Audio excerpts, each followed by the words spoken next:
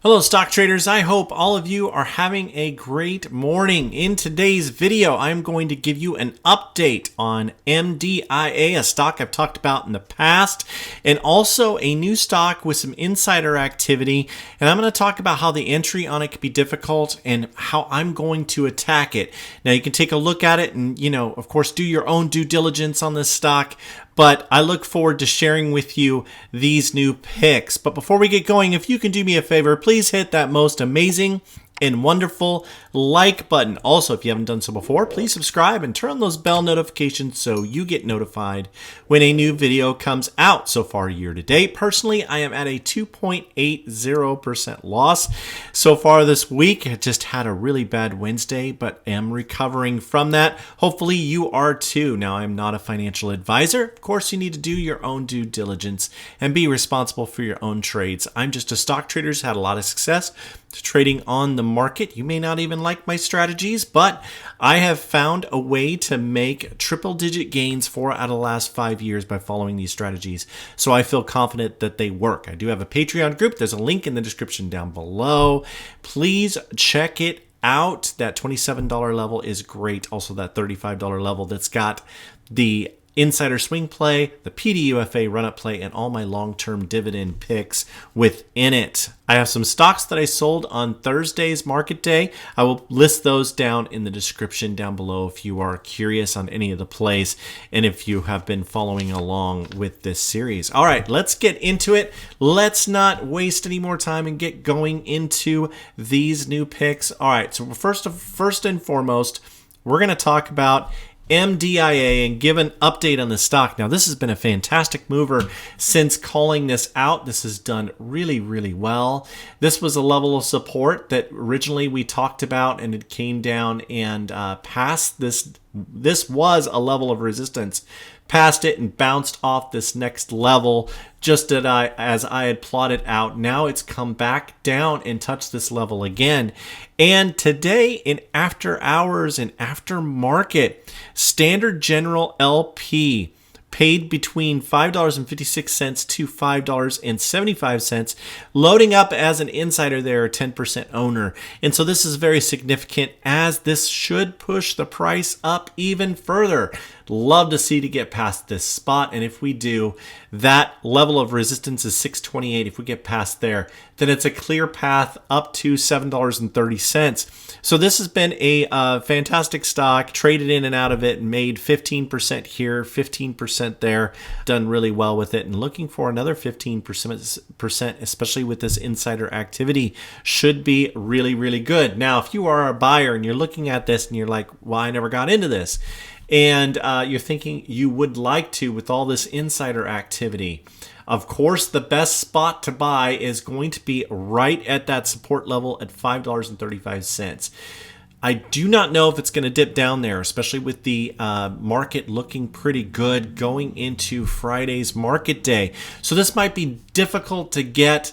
Another area you might have to pay a premium for this, maybe as much as $5.85 to $5.90. I still think that would be a good deal because of the insider activity and the excitement that should come with this. Now, if it gets above this resistance level at 628, it's really going to fly. So you want to try to get it as cheap as you can. At the same time, you don't want to miss out on the move.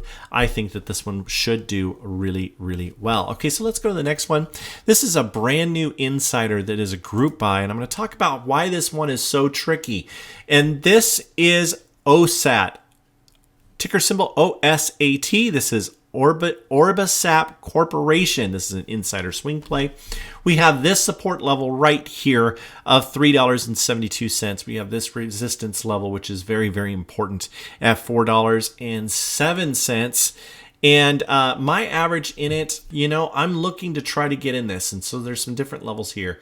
Also here, right at 375 is another support level that's kind of here. This is a kind of an important level also. So it's kind of stuck in no man's land. It's right in the middle between this support and this resistance. Now, you don't want to get, let's say it goes up in pre-market, which you don't want to have happen and is pay $3.99 or maybe $4 in it, and then it hit this resistance level right at 404, and then it come back down.